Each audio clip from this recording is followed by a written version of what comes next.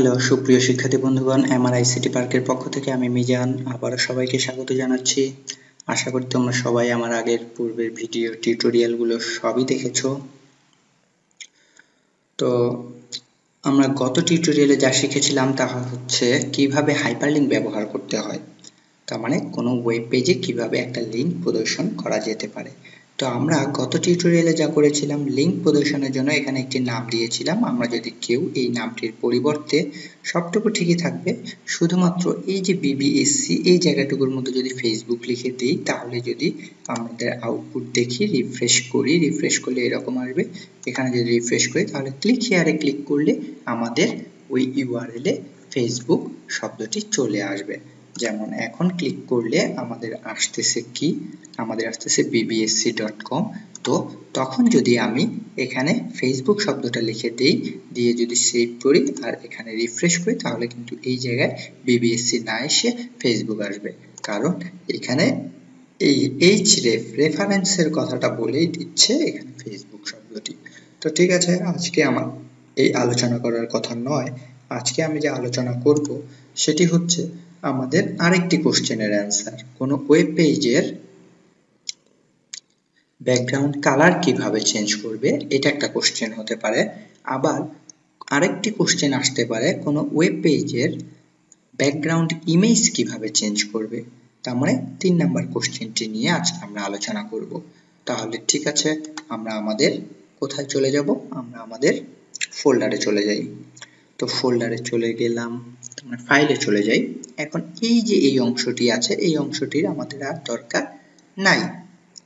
তার মানে আমরা আজকে কি শিখতেছি, আমরা আজকে শিখতেছি কিভাবে ওয়েব পেজের ব্যাকগ্রাউন্ড কালার চেঞ্জ করতে হয়। তাহলে ব্যাকগ্রাউন্ড কালার চেঞ্জের জন্য আমাকে কি করতে হবে, এই যে এখানে পিপি ট্যাগটি আছে, এই পিপি ট্যাগটির কোনো দরকার নেই, এটি আমি কেটে দিচ্ছি। ব্যাকগ্রাউন্ড কালার চেঞ্জ করতে হবে। এখন তোমাদের এইটার আউটপুট কি সেটা আমরা রিফ্রেশ দিয়ে দেখতে পাবো যে এটার আসলে আউটপুটটা কি।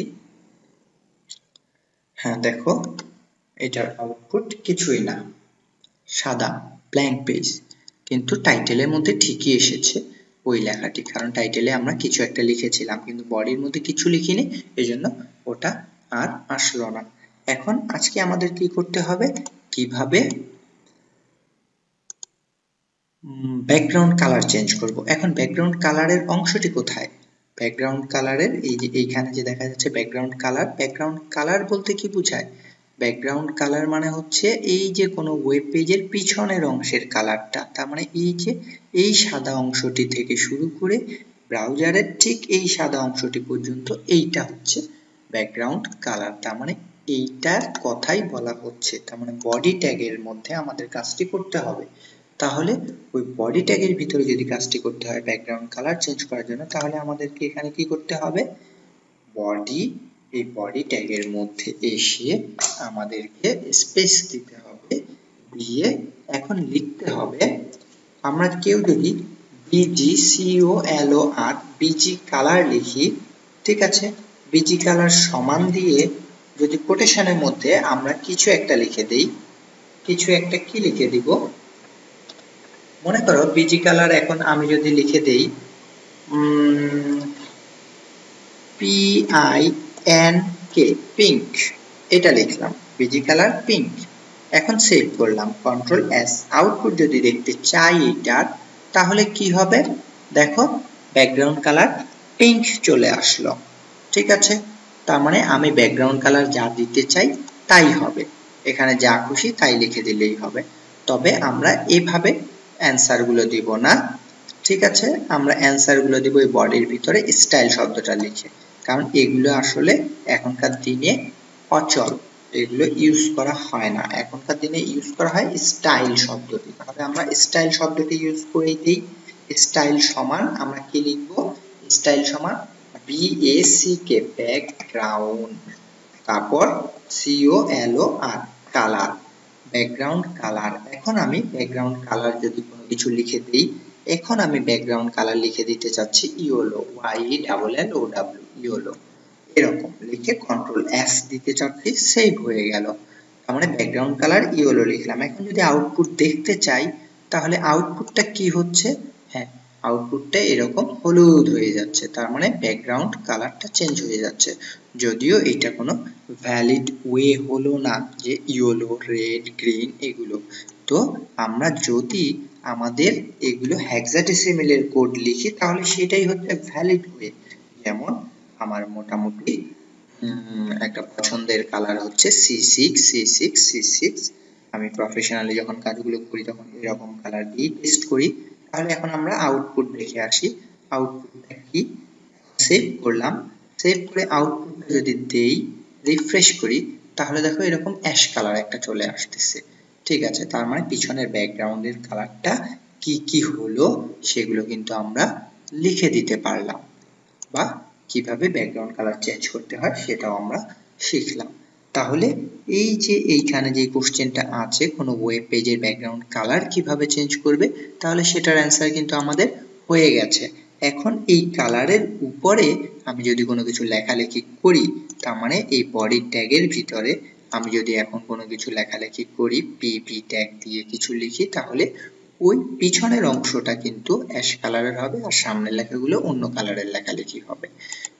এখন এটার অ্যান্সার দেওয়ার জন্য আমাদেরকে বলতে হবে কোনো ওয়েব পেজে ব্যাকগ্রাউন্ড কালার দেওয়ার জন্য বডি ট্যাগের ভিতরে আমার ব্যাকগ্রাউন্ড কালারের নামটি উল্লেখ করে দিতে হবে। নিচে উদাহরণ দেয়া হলো বলে আমার এইটার অ্যান্সার কি করতে হবে, ঠিক এই যে এখানে HTML অংশ যে আছে, এই HTML থেকে এই HTML পর্যন্ত সম্পূর্ণ অংশটি আমাকে লিখে দিতে হবে। এই থেকে এই পর্যন্ত পুরো অংশটি লিখে দিলে তাহলে আমাকে 3 এ 3 মার্কস দিবে, আর যদি সম্পূর্ণ অংশটি লিখে দেওয়া না হয় তাহলে আমাকে কিন্তু 3 এ 3 মার্কস দিবেন না। ঠিক আছে, তাহলে ব্যাকগ্রাউন্ড কালার কিভাবে চেঞ্জ করবে সেই অ্যান্সারটা আমরা জানলাম। এখন আমাদের পরীক্ষায় আরেকটা আসতে পারে কি, ব্যাকগ্রাউন্ড ইমেজ কিভাবে চেঞ্জ করবে। ব্যাকগ্রাউন্ড কালার না, এবার ইমেজ। তার মানে পিছনে আমাদের যে আউটপুটটা এসেছে সেটা একটা কালার এসেছে, এই কালারটা না হয়ে এই কালারের পরিবর্তে একটা ছবি হবে, সেই ছবির উপরে লেখালেখিগুলো থাকতে পারে। যেমন এইখানে আমি যদি একটা প্যারাগ্রাফ ট্যাগ ব্যবহার করি, পিপি ট্যাগ, এই পিপি ট্যাগের মধ্যে এটা কিন্তু তোমাদের লিখতে হবে না, এটা জাস্ট তোমাদেরকে দেখানোর জন্য আমি লিখতেছি, this is a testing file, এই জিনিসটা লিখলাম। এখন যদি সেভ করি, সেভ করার পর যদি রিফ্রেশ দেই, দিয়ে যদি আউটপুট দেখতে চাই, দেখো এটা কিন্তু ওই কালার, ব্যাকগ্রাউন্ড কালারের উপরে লেখালেখিগুলো চলে এসেছে। এখন আমাদের কোশ্চেনটা হচ্ছে ব্যাকগ্রাউন্ড ইমেজ ব্যবহার করতে হবে। তাহলে ব্যাকগ্রাউন্ড ইমেজ ব্যবহারের জন্য আমরা এই অংশটুকু বাদ দিব, বাদ দিয়ে কি করব, ব্যাকগ্রাউন্ড পর্যন্ত রাখবো, স্টাইল সমান ব্যাকগ্রাউন্ড। তারপরে কি করতে হবে, এরকম কোলন দিতে হবে, কোলন দিয়ে লিখতে হবে URL, URL মানে কি, ইউনিফর্ম রিসোর্স লোকেটর। তার মানে আমি যে ব্যাকগ্রাউন্ডের জন্য যেই ছবিটা ব্যবহার করব তার লোকেশন কোথায়, সেই লোকেশনটাকে ঠিক করে দিতে হবে। ইউআরএল এর পর একটা ফার্স্ট ব্র্যাকেট দিয়ে দিব, এই ফার্স্ট ব্র্যাকেট মানে হচ্ছে এটা একটা ফাংশনের মতো কাজ, এই ফার্স্ট ব্র্যাকেটের ভিতরে যা থাকবে সেইটার প্রায়োরিটি পাবে, তার মানে ওটাই হচ্ছে ইমেজের নাম বা লোকেশন। তাহলে ইমেজটা কি, কোন ইমেজটাকে আমি ব্যাকগ্রাউন্ড ইমেজ হিসেবে ব্যবহার করব, তাহলে আমার এই যে এই ফোল্ডার MRICT পার্ক, এই ফোল্ডারের ভিতরে একটা ইমেজ তো অলরেডি আছেই, সেই ইমেজের নাম কি ছিল, সেই ইমেজের নাম ছিল ICT_park.jpg। তাহলে এই ইমেজটাকেই আমি ব্যাকগ্রাউন্ড ইমেজ হিসেবে এখন ব্যবহার করতে চাচ্ছি। তাহলে এই বানানটা আমাকে ঠিক তাই লিখতে হবে, কি বানানটা কি ছিল, ICT_park.jpg, এই বানানটা ছিল।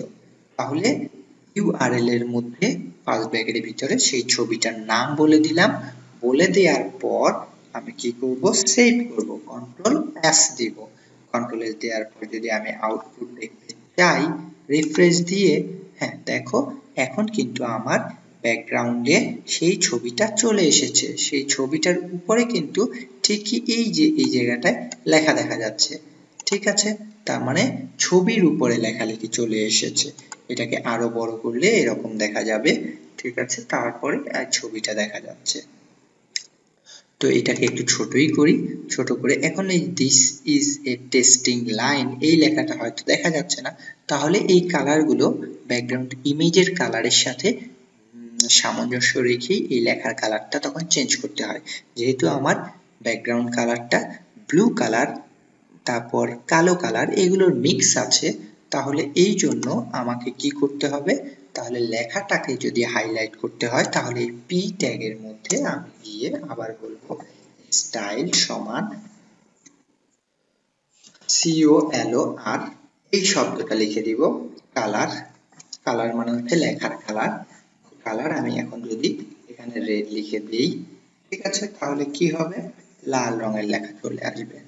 তো রিফ্রেশ করছি, এখানে লাল রঙের লেখা চলে আসছে। বা অন্য কোনো কালারের লেখা যদি লিখতে চাই, যদি সাদা লিখতে চাই, তাহলে এখানে কি লিখে দিতে পারি, হোয়াইট লিখে দিতে পারি। আর যদি আমি হেক্সাডেসিমেলের কোড ব্যবহার করতে চাই, তাহলে হ্যাশ সিম্বল দিয়ে F F F F F F চারটা এফ এফ এফ লিখে দিলে তাহলে এটা মানে হয়ে যাচ্ছে সাদা।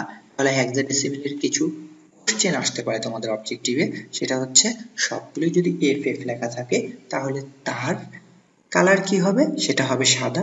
সবগুলো যদি 00 লেখা থাকে তার মানে এখানে 6টা অক্ষরে যদি 00 থাকে তাহলে হয়ে যাবে কালো, ঠিক আছে। তাহলে এগুলো তোমাদের অবজেক্টিভের জন্য। এছাড়া আরো কিছু আছে, তো ওগুলো তোমাদের যদি কমেন্টের দরকার পড়ে তাহলে তোমরা কমেন্ট দিলে আমি ওগুলোর অ্যান্সার দিয়ে দিব নিচে ইউটিউব চ্যানেলে। তো এখন এখানে এটার রিফ্রেশ করি, আউটপুটটা দেখি, হ্যাঁ এখন দেখো সাদা হয়ে গেছে। This is a testing line. কেন সাদা হয়েছে, কারণ আমি কালারের কথা বলে দিয়েছি, কালারটা কি হবে এফএফএফ মানে সাদা হয়ে যাবে, ঠিক আছে। এই জন্য এই পিপি ট্যাগের ভিতরে যতটুকু লেখা আছে সবটুকুই সে সাদা আকারে আমাকে আউটপুট দেখাচ্ছে। তার মানে এখন আমি আরেকটি কোশ্চেনের অ্যান্সার শিখলাম যে কোন ওয়েব পেজে ব্যাকগ্রাউন্ড ইমেজ কিভাবে চেঞ্জ করবে। যদি ইমেজ কিভাবে চেঞ্জ করবে এই কোশ্চেনটি আসে, তখন আমি কিন্তু এই অংশটুকু লিখবো না, এই অংশটুকু আমার নেসেসারি না। এটা জাস্ট তোমাদেরকে বোঝানোর জন্য দেখালাম যে আসলে ছবির উপরেও লেখালেখিগুলো প্রদর্শন করা যায়। বাট এই অংশটুকু, এইখানে যতটুকু অংশ আমি কালার করে দিলাম বা ব্লক করলাম, এই অংশটুকু তোমরা কেউ লিখবে না। এই অংশটুকু না লিখে তোমরা পুরো অ্যান্সারটা লিখবে, এই HTML থেকে এই HTML পর্যন্ত সবটুকু অংশ লিখবে।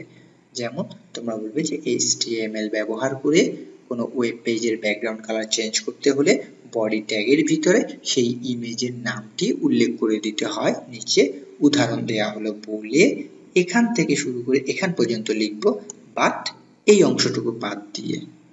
ঠিক আছে, তাহলে আজকে এ পর্যন্তই থাকুক। আগামী ক্লাসের ভিডিও টিউটোরিয়াল দেখার আমন্ত্রণ জানিয়ে এখানে শেষ করছি।